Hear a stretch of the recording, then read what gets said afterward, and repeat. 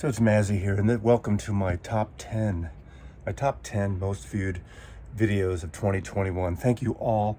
I really appreciate the support. Thank you for pushing me over to 16,000 subscribers.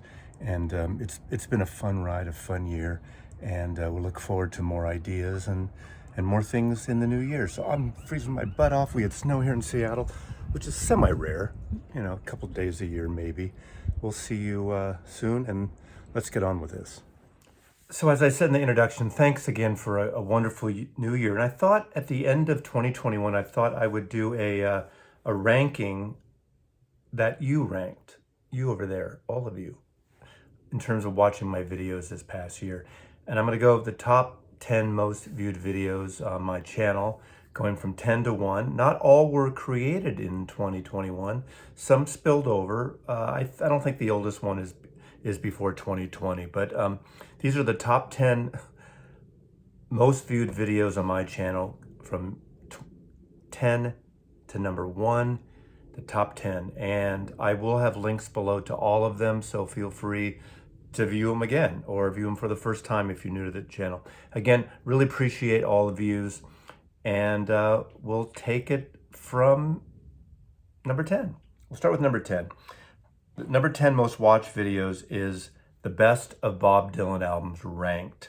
And I had 23.1 thousand views of that video since it debuted. There you go. Not telling you which one was number 1. Now, when I do a catalog like Bob Dylan, I don't take every record of his. I pick my favorites and I rank them. And of course, these lists can change depending on mood. So every 6 months, every 3 months, every year, every 5 years, I might change them. But usually the top few albums are pretty stable. They might shift a little bit. Here are a couple comments. The only one I feel you overlooked was Time Out of Mind. I'd put that above anything he has come out with since. Fair enough. I love that record. I did not include that in my top videos, but it's a wonderful record. Desire is Bob's best album. Black Diamond Bay is such a great track, a treasure. I did include Desire. I love Desire. I found the first mix when it first came out muddy for some reason. Actually, the Mo-Fi that recently came out is much better, but this is not about the mix of it's about the music, my ranking. So fair enough, but I love that.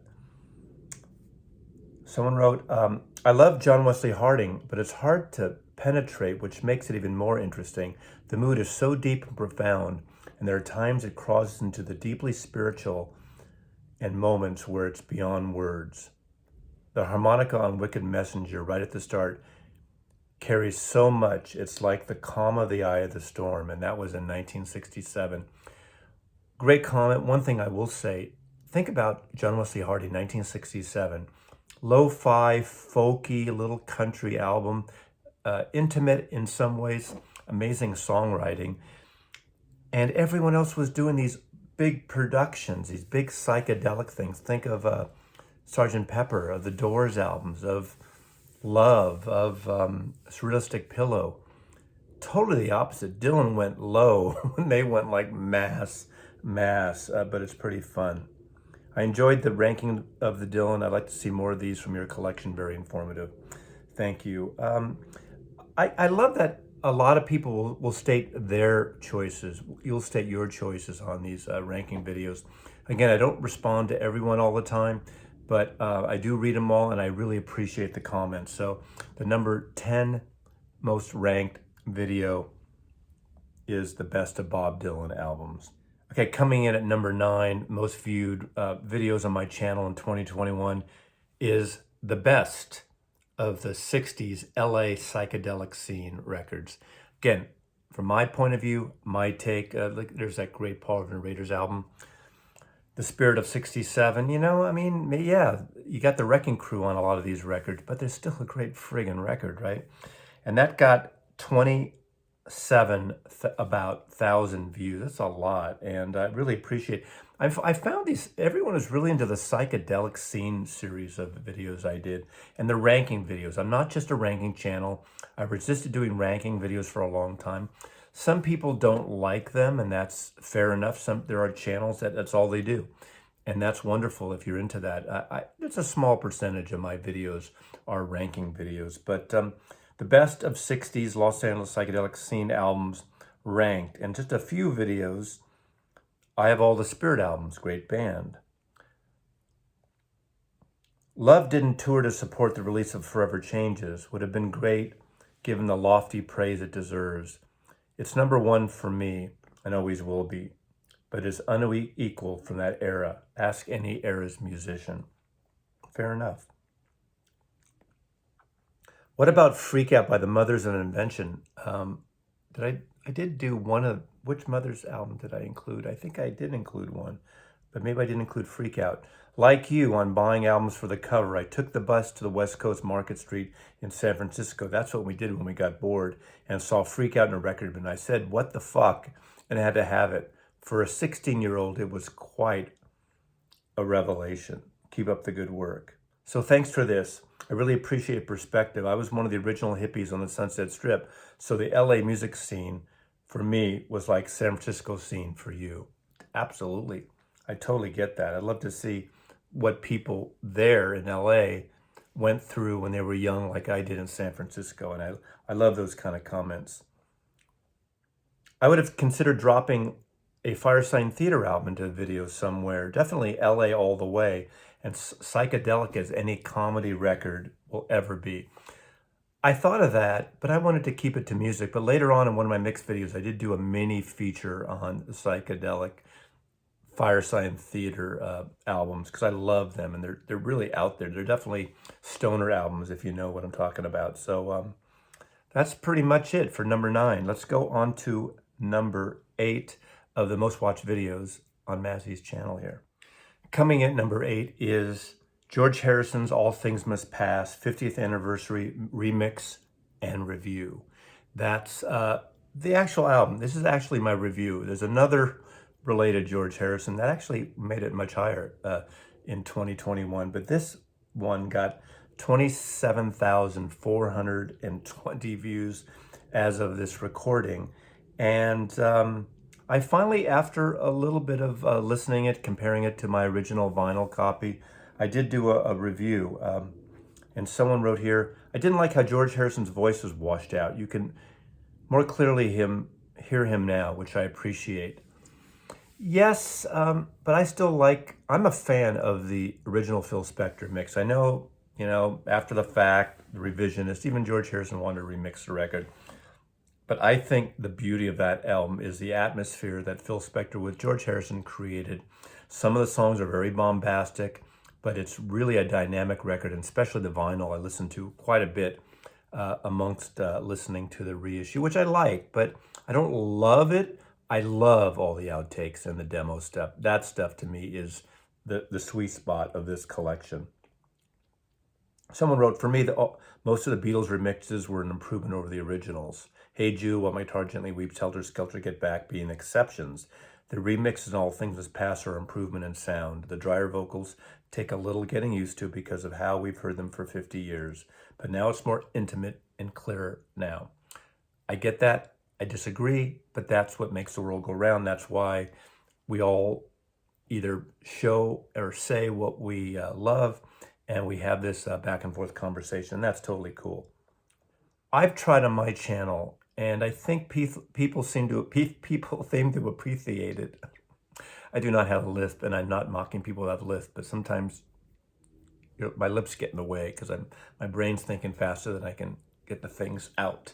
But I like to showcase my collection. That's been a wonderful part of making these videos to share with you all, of showing my collection, because I love this music, but I want to talk about not just the sound of the music and who produced it, which I do talk about, but how these records came to be important to me, what I was doing during the time, how I grew up with them, or how I discovered them in later years. So I think that translates, and I think some of the people that enjoy that and convey that to me, I really appreciate that, and I think this is getting through to some of you, and that's fair. And if it doesn't get through, or if that's not your taste, so be it, and that's fine.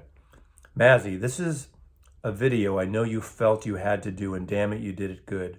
There's no fluff, honest from the heart distillation of your real thoughts after listening to the set. Enjoyed it and appreciate it, and will definitely influence my 50th anniversary listening or repurchase of the album that I have enjoyed over the last 50 years. And so now, coming in at number 7, the best 60s British psychedelic rock, ranked. I did a series of psychedelic things, and people really like the psychedelic stuff, and I do too, and this is 60s psychedelic. I'm not as deep as some of the channels out here and some of the people you watch on YouTube that do this really avant-garde or out there, wild psychedelic stuff. I like it. I don't know as much about it, so check out there. So a lot of the records I showcase maybe are records that most of you know, although there are a lot of people that don't know this stuff, so you can't take that for granted, and I never do, and I can only speak from my experience and my collection. And this video got 27,600 views. I did a series of various regions. I did LA, obviously, the UK, and San Francisco. A fun list, a glaring omission in my opinion, is Basket of Life by Pentangle. Love the folk psych sound. I love that sound too. I remember, as I recall, almost include that here, but I decided later on to do a separate, specific, freak, folk, psychedelic, folk, whatever I called it, a video that included things like Tom Rapp, Pearls Before Swine, Pentangle, Incredible String Band, and the like. And I think that was a dedicated thing, so I kind of felt I didn't want to include them here.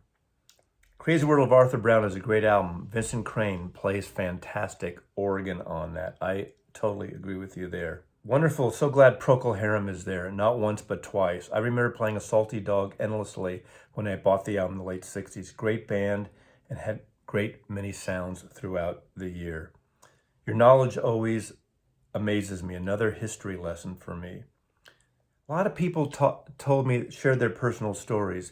Magic Mystery Tour was the third album I ever bought when I was 13 years old and had enough money to start buying records. And to this day, it's in my top 5 or 6 favorite records of all time of any genre. I couldn't live without it. Okay, coming in number 6 is the best of Miles Davis albums ranked. This got a lot of viewership early on. People kind of like this. I think there's a thirst for jazz. Obviously, a lot of jazz lovers. And what was great about it was a thread that spawned other people to do it. Now, I didn't invent ranking lists by any stretch of the imagination. I'm sure I'm not the first one that did it, best of Miles Davis either. But a lot of other channels right after that, a lot of people I know and people I don't know started doing these lists. And they were always very mixed and very different, which is the way it should be. It's all about our taste. And that video got 27,500 views. This is steaming. I always screw this up, and some people get upset with me for screwing it up, and some people are amused by it. You know, I know about the 4 albums he did: steaming, working, trucking, shipping, stinking, fucking, screwing, all that. I always forget, so I go on that riff, and you know, some people think of dad humor, not very funny.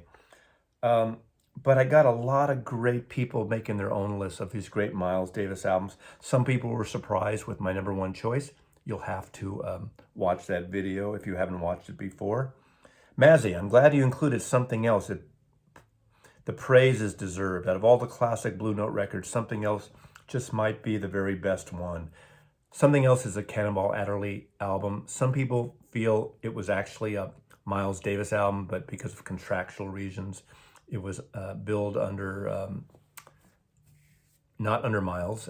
I don't think that's the issue, but despite that, it's one of the great top 10 jazz albums of all time, Something Else. You ought to get that. I think there's a classics Blue Note release of it, so it's reasonably priced, analog version, Something Else, Cannonball Adderley. Incredible record. Birth of the Cool was a reaction against bebop.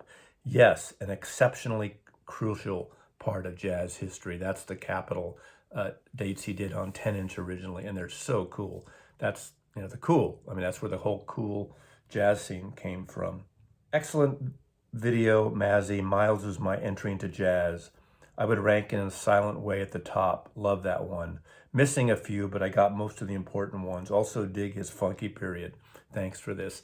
I got a lot of this kind of stuff, and again, a lot of everybody's choices. So That's number 6 on my top 10 list. People always love room tours.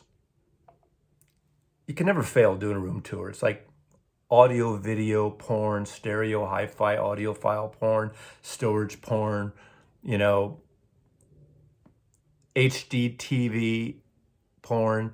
They like to see shelves and walls of records. And I don't do anything for subscribers, but I do appreciate when I get a lot of views on these things. Otherwise, you know, why do them? You want people to watch and listen to what you say and react and give you feedback. And so number 5 of my most watched videos in 2021 is my record library and room tour. Now, this doesn't have my stereo gear. It's not a geared tour. It's just the record room, the annex, the record library off the hall here downstairs. And this one got 28,000 or so views. And here's a couple of comments. This is like Saturday morning cartoons for me. That's a good memory. You know, those of a certain age remember the whole Saturday morning cartoon thing. I love that. Mazzy, incredible collection for sure. This is a fantastic setup, and having the various memorabilia on the walls to tie it all together is just fantastic. He must be like me. I say fantastic all too much on my videos. So I look forward to reading your autobiography one day. Your life in the business sounds utterly fascinating. Just the kind of thing I love to dive into in a good book. Yeah, I don't think that's happening anytime soon. Immensely enjoyed your magical mystery tour of your music vinyl room. It sets an amazing example of how to organize and completely enjoy a fabulous collection. I enjoy having this collection, and I've enjoyed sharing these videos with everyone and sharing my collection, especially these last couple of years during the pandemic. I mean, I listen to a lot of records. I listen to a lot of music. I listen to all my records.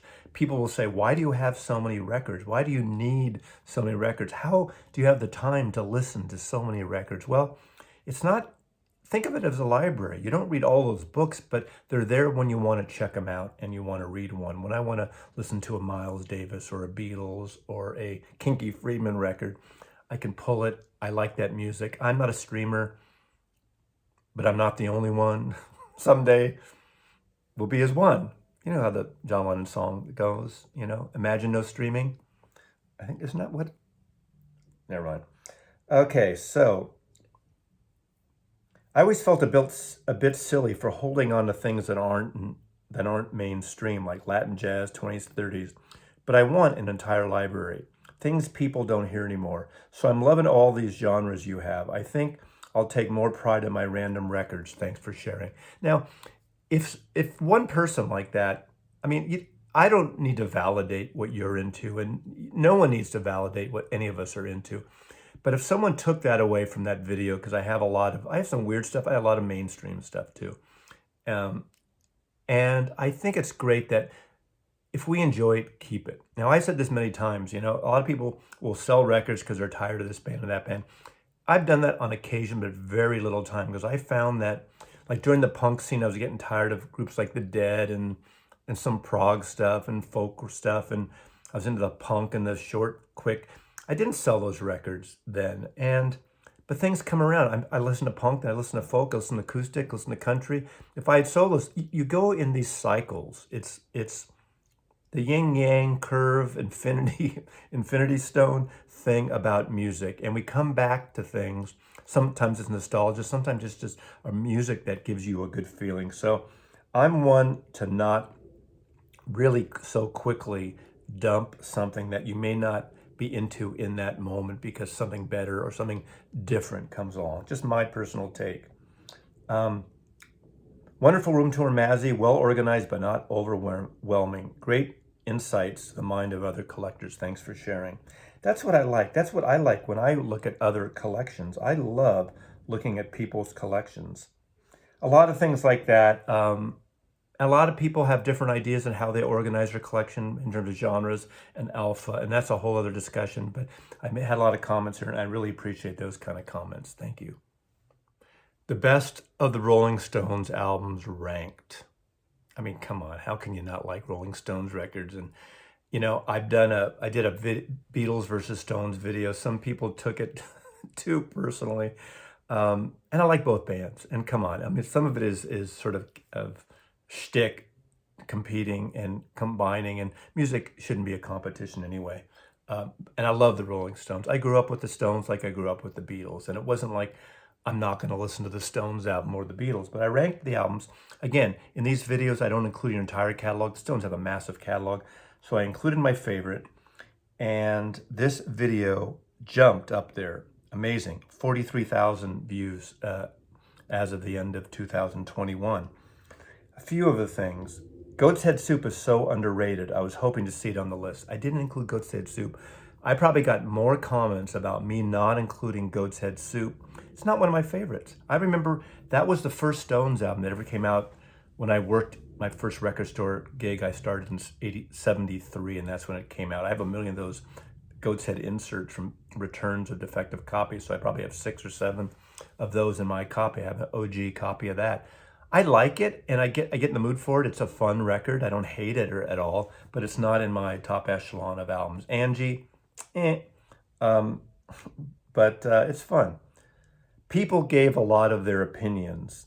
Get Your Ya-Ya's Out of the best Rolling Stones album and maybe the best live album ever. It certainly catches the band at its best live, which is where they are in the best years. Absolutely. And the first time I saw the Stones was 1969 twice. And so that is a time I saw them, and that's the peak. I did see them in 72 and a subsequent many times after that. But so I feel I saw them at their peak, and I love Get Your Ya-Ya's. Great record. Love seeing Black and Blue in the top 10. I adore this record and feels it never gets the respect it deserves. Definitely a go-to for me. I love Black and Blue. I like it better than Goat's Head Soup. I love Billy Preston's piano playing on that, like melody. You know, it's a great recording. You know, not all the Stones records are like really good recordings, but I really like the sound of Black and Blue. And I love the cover photographs by the Japanese photographer Hiro, the portrait fashion photographer. Love that stuff. I always prefer the invitation card of Beggar's Banquet. Like you said, it looks so simple and elegant. How can you decline that? That's where I brought up the album that was sort of pulled, the toilet cover. I agree. The lettering, it makes a classic. Maybe it's not what the music's about, but I love Beggar's Banquet. So how can you not love reading other people's list of their favorite Stones album? And again, my list beyond the top 3 will probably shift every once in a while. So that's the Rolling Stones at number 4. Top viewed videos of 2021. Coming in at number 3, most watched videos, one that was a little controversial because of what it was about. Not really my presentation as much as presenting the All Things Must Pass 50th anniversary Uber box. This was such a riot. This is such a over-the-top, fun, hell of a release, right? People just bombasted this thing. Some people loved it, and I get it. I totally get it. Those of you who watch my channel know how much of a Beatle collector I've been all my life, first generation Beatle collector. So I was able to afford it. I had to have it, and I have it. Now, some comments. Wow, they put together a truly gorgeous tribute and reflection of George Harrison's legacy. I agree with everything you said about purchasing it. Makes total sense for you to add this incredible set to your collection. Wow, so much thought went into this beautiful set. Thanks for sharing with us, Mazzy. What a piece of crap. What an overpriced bullshit release.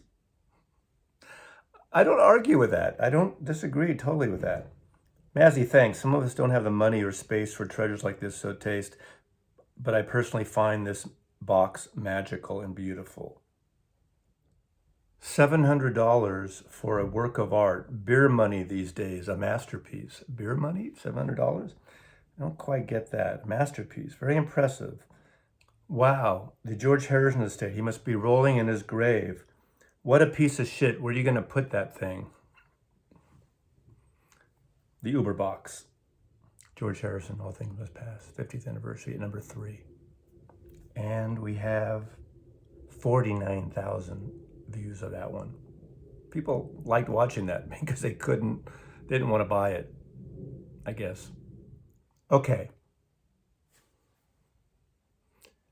Coming in at number 2, the second most watched video and the fastest growth of any video I've ever done. Coming in at 80,000 views is, now maybe the title has something to do with this and the topical nature of this video. I got more controversy on this video than any other video I've ever had. I've have well over 1,000, maybe more, maybe 2,000 comments at this point. I don't even know how many. And it is, when did Eric Clapton become such a wanker? I get it. Now, I really, and you're not going to believe me, some people just don't believe anything, and that's fine. I don't put a title like that out as a clickbait title. I think it's a funny title. I got a lot of comments, mostly from Brits, saying it's horrible, it's wrong for Americans to say the term wanker. I've been saying wanker for over 40 years. I've been in England first time in 1978. It's a word I always love. Those of you who have been watching my channel for these 4 years know that I use wanker a lot.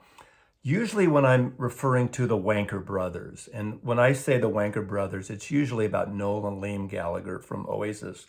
So I call Oasis the Wanker Brother Band. Not far off, really. I mean, obviously Noel is less of a wanker now, but I think Liam's still kind of a wanker. I just think it's a fantastic word. So I'm going to read, okay, now just in terms of the good, bad, and the ugly of this story, I need to say this, and I'm not falling back at all. I tried to do a follow-up about bootlegs and the dilemma of bootlegs, and it was about this video in a way.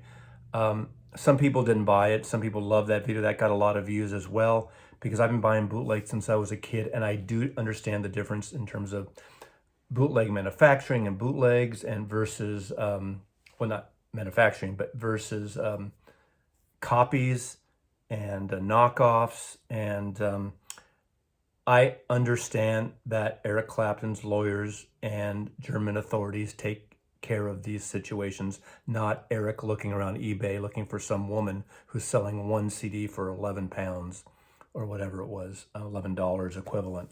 Now, I have to say, it looks like the woman was a wanker too, and I probably should have said that in my video because, you know, she wanted to sell this video that was in their family for 30 years or whatever it was, 20 years, that her late husband had bought. And she didn't want to pull it down, and she said, okay, sue me. That's kind of a wanker thing to say, and of course they sued her. After this, just a few days ago, the management of Eric Clapton put out a statement. So this issue is not just me posting my rant on this situation, but put out a thing that they don't usually go after individuals. They go after bootleggers and counterfeiters and the big boys. And I get that. And I kind of believe that. But this was like the, you know, killing an ant with a bazooka. You know, it was kind of that out of scale things. Yeah, you can argue about and discuss, and I understand about intellectual property and copyright, and you start with one, and then where do you go from there? But there's a whole thing about bootlegs that goes back to Great White Wonder and Let It Be, Get Back, and all that stuff, and goes beyond that, these live things. And John Lennon was a collector of bootlegs, as was Keith Richards and other artists, but that's beside the point. But the management did not even a mea culpa, a little bit of backpedal. They decided the woman doesn't have to pay the $4,000. They can absorb that or not force her to pay legal fees. So all the power to that. Now, and also I'm keeping those Clapton albums. I like those albums that I showed. I'm not throwing them out. I'm not a someone who's do the canceling stuff. I'm not really into that whole thing. So I think people were misinformed on that, or just don't understand or don't know me where I'm coming from. But whatever reason, this video got so many views and and subscribers. I mean, I think I lost 50 subscribers to this video, 50 subscribers, but I gained about 1,500 as a result of the algorithms and people watching this video. So here's one. Amazing video, spontaneous, genius. The problem with the hippie generation is you can't speak English to express yourself. Go live in utopia yourself. You're nothing but old and in the way. Your world is over. Your time is up. And you elitists who think you know the way it should be, when you get some power, you make us all suffer. Eric said he wouldn't move his arm for 3 weeks after getting the shots. Why don't you bitch about how and where this virus suddenly appeared? You're as bad as Boris. You're sick and you helped by a certain someone only to turn his back on someone who helped him. Next time you rant, at least put your records in proper order. I pity the people you represent. You're sick and need help. I got a lot of that kind of stuff, but I figured it out. I got about 75% agreeing with me or support at least of this video. Maybe some of the nuances they didn't agree with, and about 20% hate mail and people hating me. And I said this before, I don't delete comments. Some people accuse me of deleting their comment and censoring their opinions. Unless they're getting vicious or against someone I know or close to me, or the really, really just sicko comments, I don't. There is one guy that he's like, he has Tourette's and he keeps repeating every day about this, ranting on this video and me personally. So far, I haven't deleted him. Maybe I will sometime because it's just boring for me. You know, I don't know who's reading all these comments, and also you don't always see all the comments. They appear in different forms. It's the algorithm with YouTube. Some of them are blocked by YouTube. I don't always go into my creator and release that block. I don't always have the time to do that.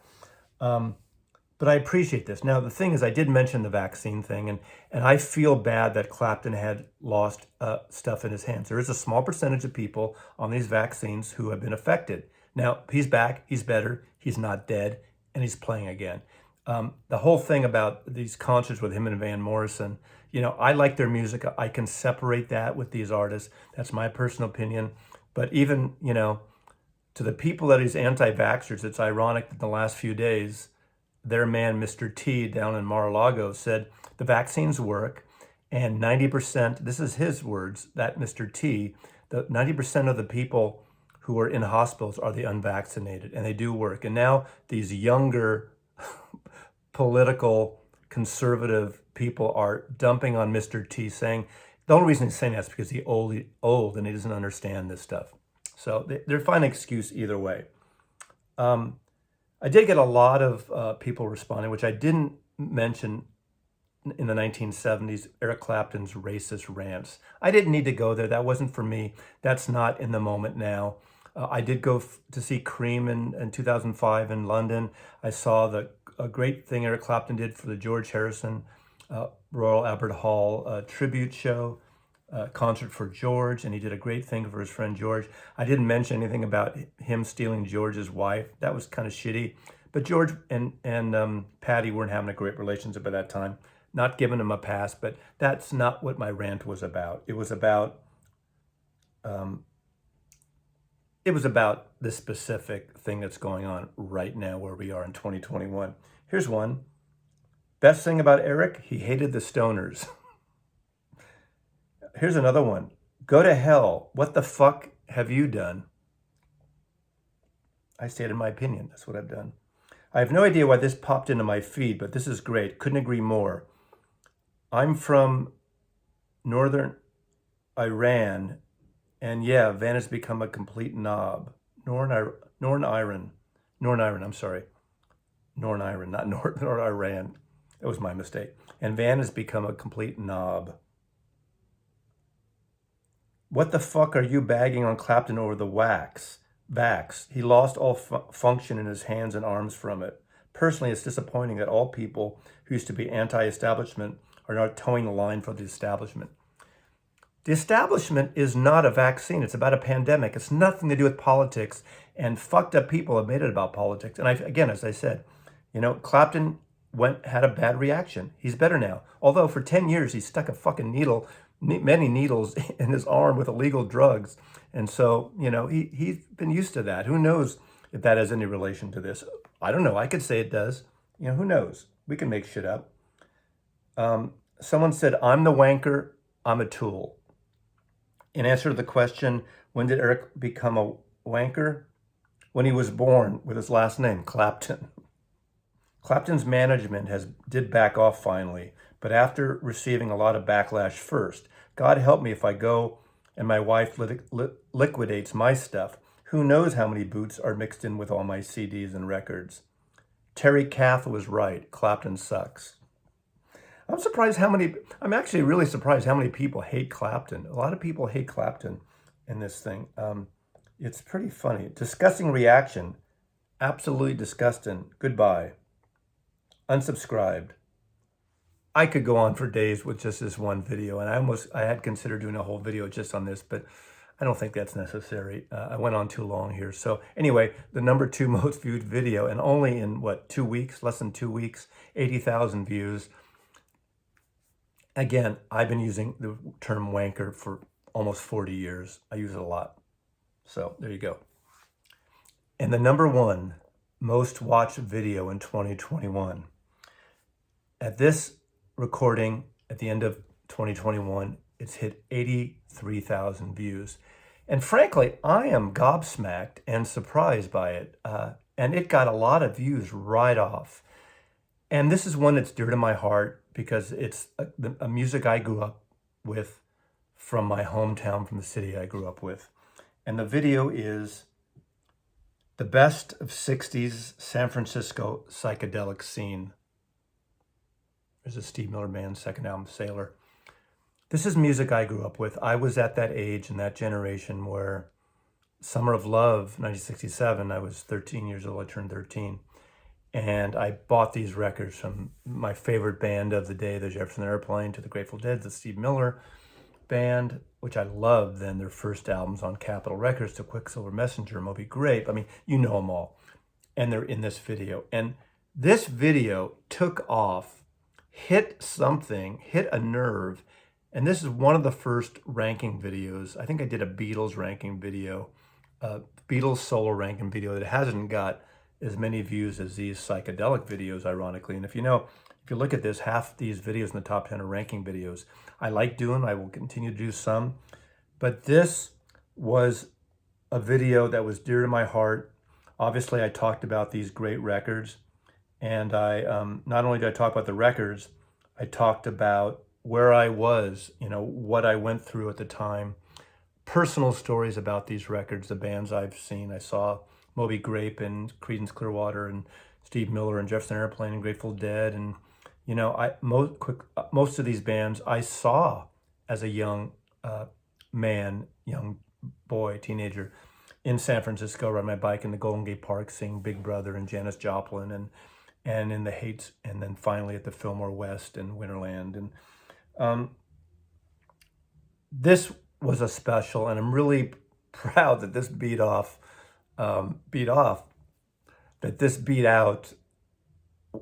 wanking Eric Clapton. Now, based on the time frame, Eric Clapton will probably supersede and exceed this soon, but I'm glad doing this video, the Clapton one's not number 1, because I didn't mean that just for the sake of getting viewership by any stretch of the imagination. I said what I felt, I stand by it, and so be it. You know, I got a lot of flack too from that. Love the first Moby Grape album, flawless, great videos, Mazzy. Quicksilver Messenger was one of the best. Pride of Man is one of the greatest songs of the last 60 years. Pride of Man, written by Hamilton Camp, folk singer. Great song. Still sounds great on vinyl, I agree. Electric Music is perhaps the most psychedelic record ever. It's very clear Joe and his band understood the psychedelic experience. I always equated Barry Melton's guitar work with the San Francisco sound. Yeah, East Bay Band, Country Joe and the Fish, that first album probably is the most psychedelic of the San Francisco bands, more than anything else. Brings back a lot of nostalgia, thanks. The psychedelic scene had great bands too, and he mentioned some bands, which I did that video, which I mentioned earlier. I would have ranked After Bathing at Baxter's near the top. It's the most experimental LP and captures 1967 San Francisco at Technicolor. Totally agree. And that's probably right after the Country Joe album, the most psychedelic album, the most out there, almost avant-garde at times. After doing Surrealistic Pillow in the same year, doing that album, Jefferson Airplane were just amazing there. Surrealistic Pillow absolutely is number one. Such a range of styles and nailed everyone. So glad the Sons got remembered, Sons of Champlin. I love their first two albums. Now, when you do these rankings too, it's easy to, in retrospect, like 50 years later, or 60 years, 55 years in some cases, to say, you know, oh, that record's not as good as this. Think of it in the moment, in the time. I'm fortunate enough, good or bad, I'm older now, but to have listened to these records as they came out. So not after the fact, reading about them. And there's nothing wrong with that. I love that young people are getting into this music and have gotten to it in different age groups. Like there's a whole group of records from the 90s of bands that I missed out raising my son and have gotten turned on to in the last 10 years that I missed out on. And doesn't take anything away from that music because I got into it 20 years, 25 years later. I love that people respond to this video and that I was there. Right time, right place. Loved it. Goodness, you missed one of San Francisco's greatest bands, Spirit. Surely you should at least drop one of the Dead albums and put one Spirit album on. Well, that person made a mistake. Spirit's from LA and was subsequently on my LA video after this video. So I was an instant fan of It's a Beautiful Day. I love It's a Beautiful Day. I was waiting for you to let me down. These albums are my wheelhouse. Regardless of rankings, they're all my seminal influences and worthy of honor. Surrealistic. I agree. Again, I really, sincerely, the bottom of my heart, appreciate you watching my channel. I appreciate and gobsmacked you pushing me over to 16,000 viewers on the way to the next, whatever that becomes. I can't count. So thanks for watching. Thanks for commenting. I'll keep the content in the new year. Put down your reactions to this and other things you want to see.